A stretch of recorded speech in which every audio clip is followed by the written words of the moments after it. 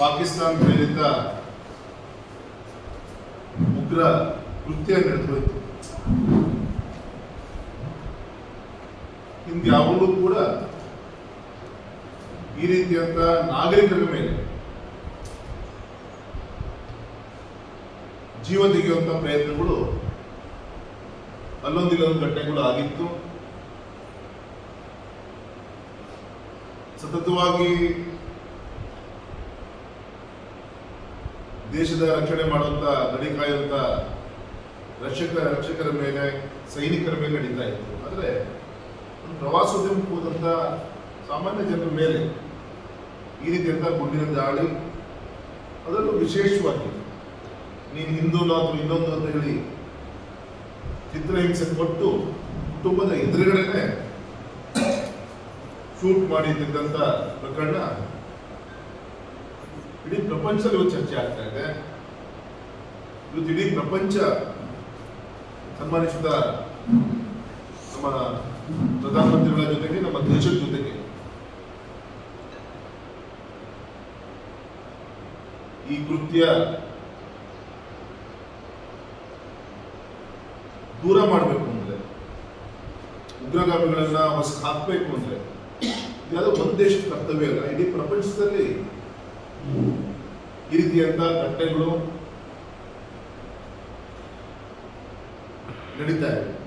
ಅಂದ್ರೆ ಈ ಸಂದರ್ಭದಲ್ಲಿ ಗೌರವ ಪ್ರಧಾನಮಂತ್ರಿಗಳು ತೆಗೆದುಕೊಂಡಂತ ನಿಲುವು ಎಲ್ಲರೂ ಕೂಡ ಮೆಚ್ಚುಗೆ ವ್ಯಕ್ತಪಡಿಸ್ತಾ ಇದ್ದಾರೆ. ನಾನು ಅಭಿನಂದನೆ ಸಲ್ಲಿಸ್ತೀನಿ. 1960ರ ಒಂದು ಒಪ್ಪಂದದ ಪ್ರಕಾರ ಸಿಂಧು ನದಿ ಏನಿವತ್ತು ಅಲ್ಲಿ ಟಿಬೇಟ್ ಮುಖಾಂತರ ನಮ್ಮ ಜಮ್ಮು ಕಾಶ್ಮೀರದಲ್ಲಿ ಅನೇಕ ಉಪನದಿಗಳಿದೆ. ಆ ಎಲ್ಲ ನೀರು ಕೂಡ ಅದನ್ನು ತಡೆಯುವಂತ ಪ್ರಯತ್ನ ನಮ್ಮ ದೇಶದಲ್ಲಿ ಆಗಲಿಲ್ಲ. ಹಾಗೂ ಪಾಕಿಸ್ತಾನ ನಮ್ಮ ಪಕ್ಕದಲ್ಲಿರುವಂತಹ ದೇಶ ಅನ್ನೋಂಥ ಒಂದು ಒಳ್ಳೆ ಭಾವನೆಯಿಂದ ಆ ಒಂದು ಒಪ್ಪಂದವನ್ನು ಮಾಡಿತ್ತು. ಆದರೆ ಇವತ್ತು ನಮ್ಮ ದೇಶದ ನೀರನ್ನು ಕುಡಿದು ನಮಗೆ ವಿಷ ಕಕ್ಕುವಂತ ಕೆಲಸವನ್ನು ಪಾಕಿಸ್ತಾನಕ್ಕೆ ರಾಷ್ಟ್ರ ಏನು ಮಾಡ್ತಾ ಇದೆ. ಆ ಒಪ್ಪಂದವನ್ನ ಪುನರ್ ಪರಿಶೀಲನೆ ಮಾಡಬೇಕು ಅಂತ ಹೇಳಿ ಆ ದಿಕ್ಕಲ್ಲಿ ಈಗಾಗಲೇ ಕಾರ್ಯಪ್ರವೃತ್ತರಾದಂಥ ಗೌರವಂತ ಪ್ರಧಾನಮಂತ್ರಿ ನಾನು ಅಭಿನಂದನೆ ಸಲ್ಲಿಸ್ತೀನಿ. ಎರಡನೇದು, ಈಗಿರುವಂತ ಪಾಕಿಸ್ತಾನ ಎಂಬಸಿ ಇರುವಂತಹ ಸಿಬ್ಬಂದಿಯನ್ನ ಕಟ್ಟಿಗೊಳಿಸುವಂತ ವಿಚಾರ ಇರ್ಬೋದು.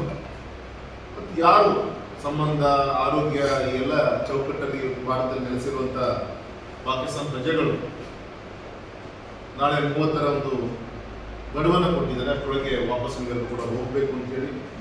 ಆದರೆ ಈ ರೀತಿ ಕಠೋರವಾದಂತ ಒಂದು ನಿಲುವನ್ನು ತೆಗೆದುಕೊಂಡಂತ ಹಿಂದೆಯ ಪ್ರಧಾನಮಂತ್ರಿ ಒಂದು ವಿಶ್ವಾಸ ಇದೆ ಭಾರತ ದೇಶದ ಜನರಿಗೆ. ಹೌದು, ನಮಗೆ ರಕ್ಷಣೆ ಏನಾದರೂ ಸಿಗ್ಬೋದು ಅಂದ್ರೆ ಅದು ಈ ಒಂದು ಮೋದಿಜಿಯವರ ನೇತೃತ್ವ 25 ವರ್ಷಗಳ ನಂತರ ವೈದ್ಯಕೀಯ ಕೆಲಸ ಈಗ ಆಗ್ತಾ ಇದೆ.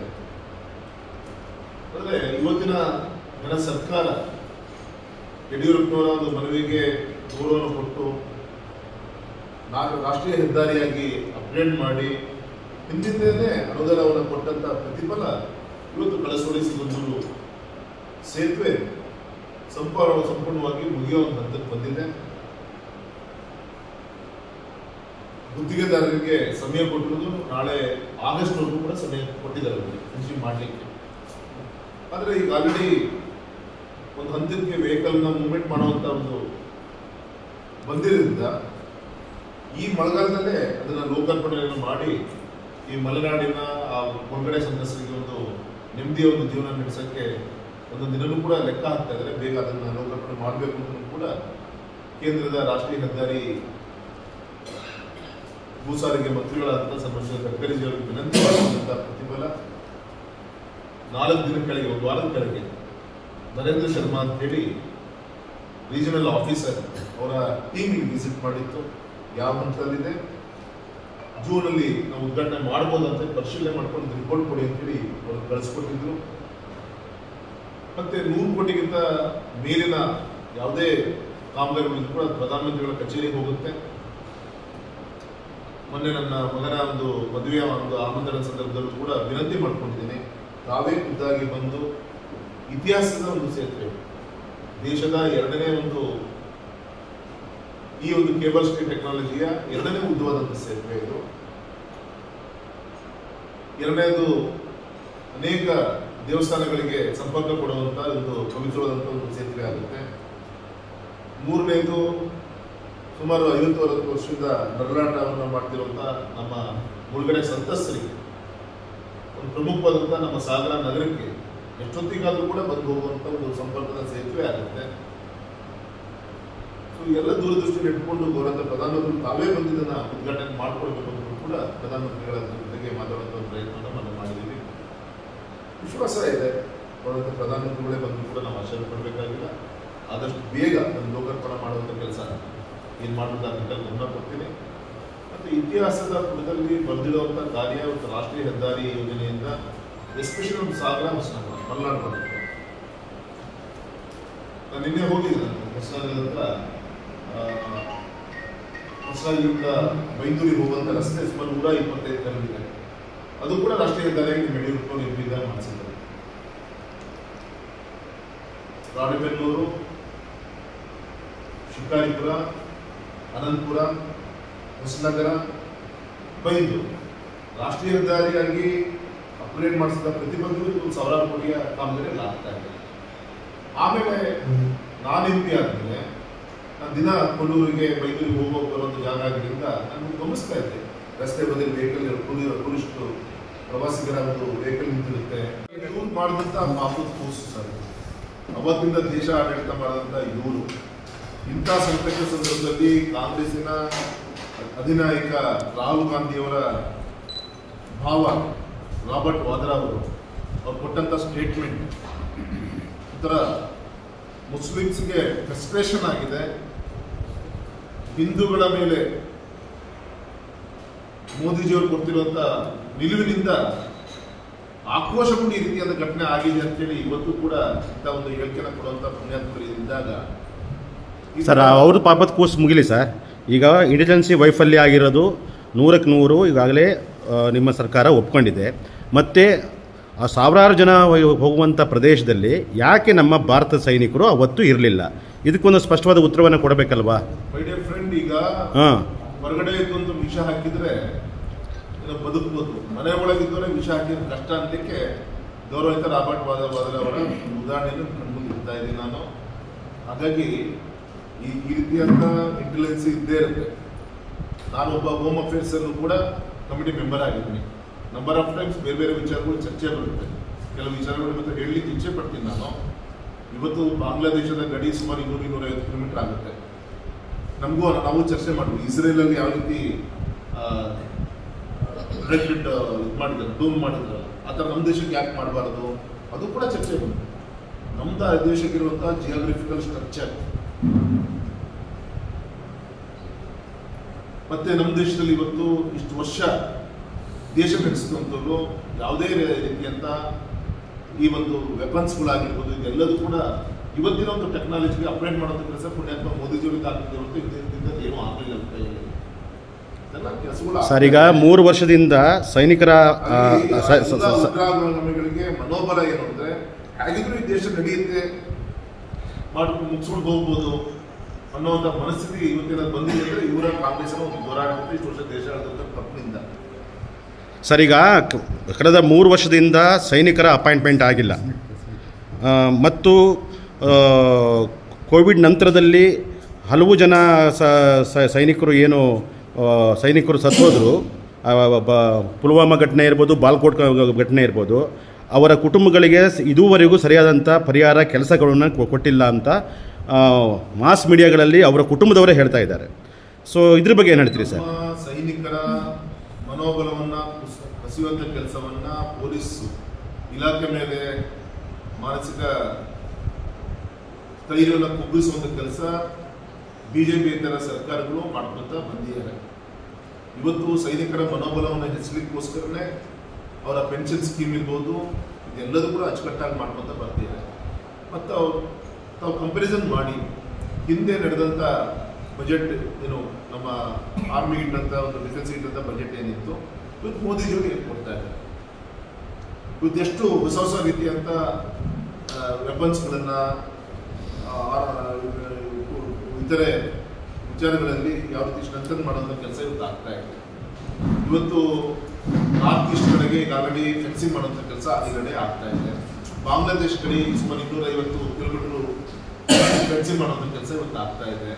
ಈ ರೀತಿ ಹಿಂದಿನ ಎಲ್ಲ ಸರ್ಕಾರಗಳಿಂದ ನಮ್ಮ ಅಟಲ್ಜಿ ಇದ್ದಾಗ ಅವ್ರು ಮಾಡಿದಂಥ ಒಂದು ಪ್ರಯತ್ನ, ತದನಂತರ ನರಸಿಂಹರಾವ್ ಇದು ಕೂಡ ಸ್ವಲ್ಪ ಆ ರೀತಿಯಾದ ಪ್ರಯತ್ನಗಳು ಆಗಿತ್ತು.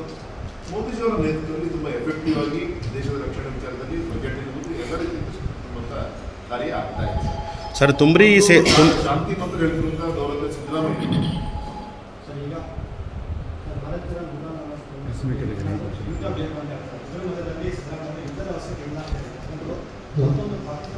ಸಚಿವರು ನಮ್ಮನ್ನು 130 ಅನುಭವಗಳಿದೆ, ನಾವೇನು ಶೋಕೇಸಲ್ಲಿ ಇಟ್ಕೊಂಡಿಲ್ಲ, ಎಲ್ಲವನ್ನು ನಮ್ಮ ಭಾರತಗೋಸ್ಕರ ಟಾರ್ಗೆಟ್ ಮಾಡಿಟ್ಟಿದ್ದೀವಿ ಅಂತ ಹೇಳ್ತಾರೆ. ಸರ್ ಟೂ ಅರ್ಲಿ ನೋಡ್ಲಿಕ್ಕೋಸ್ಕರನೇ UAE ಇಂದ ಅವ್ರ ಪ್ರವಾಸವನ್ನೇ ರದ್ದು ಮಾಡಿ ಗೌರವ ಪ್ರಧಾನಮಂತ್ರಿಗಳು ದೆಹಲಿಯಲ್ಲಿ ಬಂದು ಕೂತಿದ್ದಾರೆ, ಡಿಫೆನ್ಸ್ ಮಿನಿಸ್ಟರ್ ಕೂತಿದ್ದಾರೆ, ಗೃಹ ಸಚಿವರು ಖುದ್ದಾಗಿ ಕಾಶ್ಮೀರಕ್ಕೆ ಹೋಗಿ ಬಂದಿದ್ದಾರೆ. ಅಲ್ಲಿಯ ವಿಚಾರಗಳನ್ನು ನೋಡಿಕೊಂಡು ಇದು ಯಾರೋ ಇದಕ್ಕೆ ಸಲಹೆ ಕೊಡೋದು ನಾವು ಯಾರು ಕೂಡ ಅಲ್ಲೂ ಅಲ್ಲ, ಯಾವ್ಯಾವ ಸಂದರ್ಭದಲ್ಲಿ ಹಿಟ್ ಮಾಡ್ಕೊಂಡು ಇವು ಉದಾಹರಣೆಗೆ ಹೇಳ್ತಲ್ಲ, ನಮ್ಮ ದೇಶದಲ್ಲಿ ಕೂಡ ವಿಷ ಕಳ್ಕೊಳ್ತಾ ಇದ್ದಾರೆ. ಇವತ್ತು ಆ ಒಂದು ಆ ಟ್ರೀಟಿನ ವಾಪಸ್ ಕೊಟ್ಟಿದ್ದಾರೆ. ಈ ರೀತಿ ಅನೇಕ ವಿಚಾರಗಳು ತೆಗೆದುಕೊಳ್ತಾ ಇದ್ದಾರೆ. ಆರ್ಥಿಕವಾಗಿ ಅದನ್ನ ಏನೇನು ಬಿಗಿರಿ ತೆಗೆದುಕೊಳ್ತಾರೆ. ಮತ್ತೆ ಎಲ್ಲೊಂದು ಕಡೆ ಪಾಕಿಸ್ತಾನ ಆಡಳಿತ ಆಲ್ರೆಡಿ ಅವರು ಏನೂ ಉಳಿದಿಲ್ಲ, ಸರ್ವನಾಶ ಆಗ್ತಾ ಇದೆ, ಬಿಡಿ ಸರ್ವನಾಶ ಆಗ್ತಾ ಇದೆ. ಹಾಗೆ ಈ ರೀತಿಯಂತ ಅಚ್ಚುಕಟ್ಟಾಗಿ ಇವತ್ತು ಹೋಗಿರುವಂಥ ಜಮ್ಮು ಕಾಶ್ಮೀರ ಇರ್ಬೋದು, ಭಾರತ ಇರ್ಬೋದು, ಇದಕ್ಕೆ ಅವ್ರು ಕಣ್ಣು ಮುಕ್ತಾಗಿ ಅನಿಸುತ್ತೆ. ಇದನ್ನು ಹಾಳು ಮಾಡಲಿಕ್ಕೆ ಏನು ಬೇಕೆಲ್ಲ ಪ್ರಯತ್ನ. ಸರ್, ಈಗ ಸಿಂಧೂ ನದಿ ನೀರಿನ ಹಂಚಿಕೆ ವಿಚಾರ ಅಂತಾರಾಷ್ಟ್ರೀಯ ಒಪ್ಪಂದಗಳು, ಈಗ ನೀರು ತಡೆದ್ರು ಅಂದ್ಕೊಳ್ಳಿ, ಸಿಕ್ಕಾಪಟ್ಟೆ ಮಳೆ ಬಂತು, ಅವಾಗ ಏನು ಮಾಡ್ತಾರೆ ಸರ್ ಮಾನ್ಯ ಪ್ರಧಾನಮಂತ್ರಿಗಳು? ಡ್ಯಾಮ್ ಓಪನ್ ಮಾಡಲೇಬೇಕಲ್ಲ ಅವಾಗ? ಇಲ್ಲ, ಅದು ನೀರಾವರಿ ತಜ್ಞನಲ್ಲ, ಮೊನ್ನೆ ನಮ್ಮ major irrigation minister CC Patil ಅವ್ರನ್ನ ಕರೆದು ಸರ್, ಈಗ ತುಂಬ್ರಿ ಸೇತುವೆ ವಿಶೇಷವಾಗಿ ಯಡಿಯೂರಪ್ಪನವರ ವಿಶೇಷವಾದ ಕಾಳಜಿಯಿಂದ ಆಗಿರೋದು. ಈ ಹೊತ್ತಿನಲ್ಲಿ ಆ್ಯಕ್ಚುಲಿ ಯಡಿಯೂರಪ್ಪನವರು ಮನಸ್ಸು ಮಾಡದೇ ಇದ್ದರೆ ಆ ಏನು ಕೃತಕವಾಗಿ ದ್ವೀಪವಾದಂಥ ಆ ಭಾಗದ ಜನರಿಗೆ ಇದೊಂದು ಸೇತುವೆ ಆಗ್ತಿರಲಿಲ್ಲ. ಹಲವು ಆಶ್ವಾಸನೆಗಳನ್ನು ನಾವೆಲ್ಲ ನೋಡಿದ್ವಿ ಪತ್ರಕರ್ತರಾಗಿ. ಯಡಿಯೂರಪ್ಪನವರಿಗೆ ಈ ಸಂದರ್ಭದಲ್ಲಿ ಒಟ್ಟಾರೆಯಾಗಿ ಯಾವ ಥರದ ಗೌರವವನ್ನು ಕೊಡಲಿಕ್ಕೆ ಸಂಸದರಾಗಿ, ನೀವು ಮಗನಾಗಲ್ಲ, ಸಂಸದರಾಗಿ ಏನು ಮಾಡ್ತೀರಾ ಸರ್? ನಾನು ಈ ಸಂದರ್ಭದಲ್ಲಿ ಮೊದಲನೇ ಅಭಿನಂದನೆ ಹೇಳೋದು ಇಲ್ಲಿಯ ಹೋರಾಟಗಾರರಿಗೆ. ಕಳಸೋಳಿ ಸಿಗಂದೂರು ಸೇತುವೆ ಆಗಬೇಕು ಅಂತೇಳಿ ಅನೇಕ ಪತ್ರಿಕಾ ಸ್ನೇಹಿತರುಗಳು ಇರ್ಬೋದು, ಅನೇಕ ಬೇರೆ ಬೇರೆ NGOs ಇರ್ಬೋದು, ಅವರೆಲ್ಲರೂ ಕೂಡ ಹೋರಾಟದ ಮುಖಾಂತರ ಅದರ ಬೆಳಕನ್ನು ಚೆಲ್ಲುವಂಥ ಕೆಲಸವನ್ನು ಮಾಡೋದಕ್ಕೆ ನಾನು ಮೊದಲನೇ ಅಭಿನಂದನೆ ಸಲ್ಲಿಸ್ತೇನೆ. ಎರಡನೇ ಅಭಿನಂದನೆ, ಒಬ್ಬ ರೈತ ಹೋರಾಟಗಾರ ಯಡಿಯೂರಪ್ಪನವರು ಲೋಕಸಭಾ ಸದಸ್ಯರಿದ್ದಾಗ ಶಕ್ತಿ ತುಂಬುವಂಥ ಕಾರ್ಯವನ್ನು ಮಾಡಿದ್ದು, ಮತ್ತು ಅವರ ಶಕ್ತಿಗೆ ಇಲ್ಲಿಯ ಕಾಮಗಾರಿಗೆ ಎಲ್ಲ ರೀತಿಯ ಮಂಜೂರಾತಿಯನ್ನು ಕೊಟ್ಟಂಥ ಮೋದಿಜಿಯವರಿಗೆ, ಗಡ್ಕರಿಜಿಯವರಿಗೆ ನಮ್ಮ ಮಲೆನಾಡಿನ ಪರವಾಗಿ ನಾನು ಹೃದಯಪೂರ್ವಕ ಅಭಿನಂದನೆ ಸಲ್ಲಿಸ್ತೇನೆ. ಈ ಸಂದರ್ಭದಲ್ಲಿ ದುಡ್ಡಿದ್ರು ಕೂಡ ಇಷ್ಟು ದೊಡ್ಡ ದೇಶಕ್ಕೆ ಇಷ್ಟೊಂದು ಎಕ್ವಿಪ್ಮೆಂಟ್ಸ್ಗಳು ನಮಗೆ ಆರ್ಡರ್ಗಳು ಕೂಡ ಸಿಗ್ತಾ ಇದೆ. ಉದಾಹರಣೆಗೆ ಬ್ಯಾಟ್ರಿಗಳು ಬೇಕು, 5 ಲಕ್ಷ ರೂಪಾಯಿ ಆಗ್ತದೆ ಬ್ಯಾಟ್ರಿ. ಇವತ್ತು ಬ್ಯಾಟ್ರಿ ವೆಹಿಕಲ್ಸ್ಗಳು ಕೂಡ ಇವತ್ತು ಲೋಕಾರ್ಪಣೆಗಳಾಗಿದೆ, ಅದಕ್ಕೆ ಕೂಡ ಬ್ಯಾಟ್ರಿ ಬೇಕು ವೆಹಿಕಲ್ಗಳಿಗೆ. ನಮ್ಮ ಮಳೆಗಾಲದಲ್ಲಿ ಮಲೆನಾಡಲ್ಲಿ ಆ ಸ್ಟೇಷನ್ಗಳು ಕೂಡ ಬ್ಯಾಟ್ರಿಗಳು ಬೇಕಾಗುತ್ತೆ, ಅದು ಕೂಡ ಲೆಕ್ಕ ಮಾಡ್ತಾರಂತ ಒಂದು ಸ್ಥಿತಿ ಬಂದಿತ್ತು. ಎರಡನೇ ಸರ್. ಮೂರನೇದು BSNL ಇಸ್ ಒಂದು ಪಬ್ಲಿಕ್ ಲಿಮಿಟೆಡ್ ಕಂಪನಿ ಸರ್. ಮೋದಿಜಿಯವರು ಜವಾಬ್ದಾರಿ ಹೊತ್ಕೊಂಡಾಗ ಮೊದಲನೇ ಟರ್ಮ್ಗಿಂತ ಎರಡನೇ ಟರ್ಮ್ನಲ್ಲಿ ಸುಮಾರು 5 ಲಕ್ಷ ಕೋಟಿ ಅದರ ಸಾಲವನ್ನು ತೀರಿಸಿ ಪ್ಲಸ್ ಮತ್ತೆ ಇವತ್ತು ಇನ್ವೆಸ್ಟ್ಮೆಂಟ್ ಮಾಡ್ತಾರೆ. ಮುಚ್ಚಾವಿತ್ತು BSNL ಅಂತ ಹೇಳಿ ಪತ್ರಿಕೆ ಮಾಧ್ಯಮ ನಾವೆಲ್ಲರೂ ಕೂಡ ಕೇಳಿದ್ವಿ. ಮತ್ತು ಜೀವ ಕೂಡ ಕೆಲಸ ಮಾಡ್ತಾ ಇದ್ದಾರೆ ಸರ್. ಈ ಉದಾಹರಣೆ ನಮ್ಮ ಸಾಗರ ಸುತ್ತಮುತ್ತಲು 100 ಟವರ್ ನಾವು ಸ್ಯಾಂಕ್ಷನ್ ಮಾಡಿಸಿದ್ವಿ, 20 ಸ್ಯಾಂಕ್ಷನ್ ಮಾಡಿಸಿದ್ದೀವಿ. ಫಾರೆಸ್ಟ್ ಕ್ಲಿಯರೆನ್ಸ್ ಬೇಕಿತ್ತು, ಒಂದೊಂದು ಹಂತನೂ ಕೂಡ ದಾಟ್ಕೊಂಡು ಮೇಲ್ಗಡೆ ಬರ್ತಾ ಇದ್ವಿ. ಫಾರೆಸ್ಟ್ ಕ್ಲಿಯರೆನ್ಸ್ ಪ್ರೊಸೆಸ್ಸು 1 ವರ್ಷ ಆಯಿತು. 3 ಹಂತಲಾಗುತ್ತೆ ಸರ್. ಪ್ರಪೋಸಲ್ ರೆಡಿ, ರೆವಿನ್ಯೂ ಅವರು ಲ್ಯಾಂಡ್ ಇದು ಮಾಡಬೇಕು, ಅದೆಲ್ಲದೂ ಕೂಡ ಆಗಿ ಅಲ್ಲೊಂದು 50% ಜಾಗ ಟವರ್ ಹಾಕಬೇಕು, ಅಲ್ಲಿ ಪೆಂಡಿಂಗ್ ಇದೆ. ಇನ್ನು ಕ್ಲಿಯರೆನ್ಸ್ ಇರುವಂಥ ಜಾಗದಲ್ಲಿ ಟವರ್ ಹಾಕಿದ್ದಾರೆ, ಅಲ್ಲಿ ಟ್ರಾನ್ಸ್ಮಿಟರ್ ಬರಬೇಕು. ಕೆಲವು ಕಡೆ ಟ್ರಾನ್ಸ್ಮಿಟರ್ ಹಾಕಿದ್ದಾರೆ, ಅಲ್ಲಿ ಇನ್ನೊಂದು 3ನೇ ಏಜೆನ್ಸಿ ಬಂದು ಆ 4G ಸರ್ವಿಸನ್ನು ಕೊಡಬೇಕು. ಈ ಥರ ಅಂತಂದು ಕೂಡ ಆಗ್ತಾ ಇದೆ. ಮೊದಲು ಕಾಲ ಇತ್ತು, ಸಾಗರದಲ್ಲಿ BSNL ಆಫೀಸ್ ಇತ್ತು, ನಿಮ್ಮ ಮುಂದುವರೆದ ಕೇಳಲಿಕ್ಕೆ ಯಾರು ಫೋನ್ ಮಾಡಿ ಯಾರು ಎತ್ತಾ ಇತ್ತು. ಈಗ ನೇರವಾಗಿ ಬೆಂಗಳೂರು ಡೆಲ್ಲಿ ಲಿಂಕ್ ಆಗಿದ್ದರಿಂದ ಆ ಹಂತದಲ್ಲಿ ಎಲ್ಲದೂ ಕೂಡ ಆಗ್ತಾ ಇದೆ, ಯಾವುದೂ ಕೂಡ ನೆಗ್ಲೆಕ್ಟ್ ಮಾಡ್ತಾ ಇಲ್ಲ, ಸಮಯ ತೆಗೆದುಕೊಳ್ತಾ ಇದೆ, ಎಲ್ಲದೂ ಕೂಡ ಆಗ್ತಾ ಇದೆ.